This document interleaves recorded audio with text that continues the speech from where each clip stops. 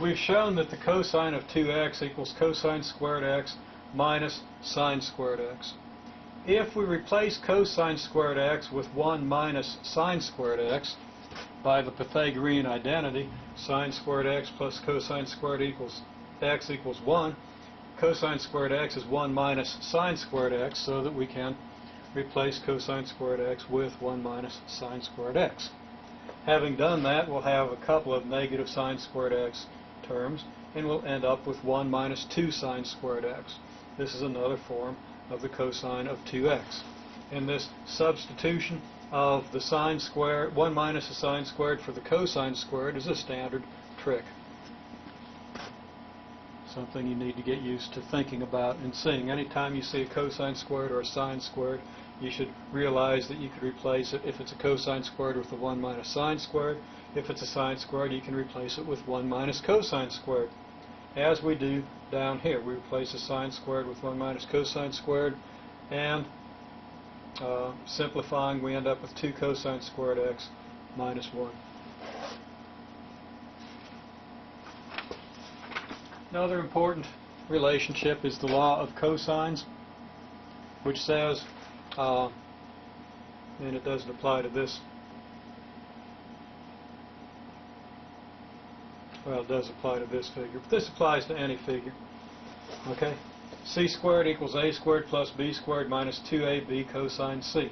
Note that the angle is represented by the large letter, sides represented by small letters. When the angle is large C, the side small c appears on the opposite side. The other two sides, remaining two sides, A and B, appear as squares here, and then as a product in the minus 2ab here. If we had angle large B, that means we would have side small b over here, and the sides would be A and C on this side, and this would be A and C. The two sides that aren't represented by this letter are correlated with this angle. And that's a fairly clear pattern. People usually don't have too much trouble with that pattern.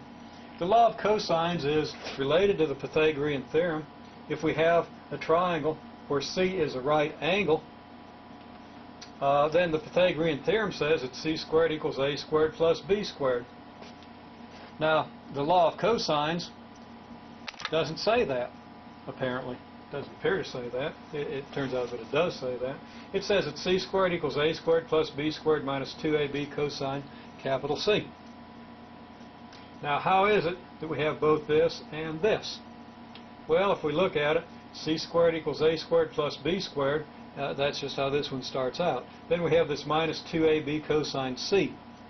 However, when angle large C is 90 degrees, the cosine of 90 degrees is 0, so this term is 0.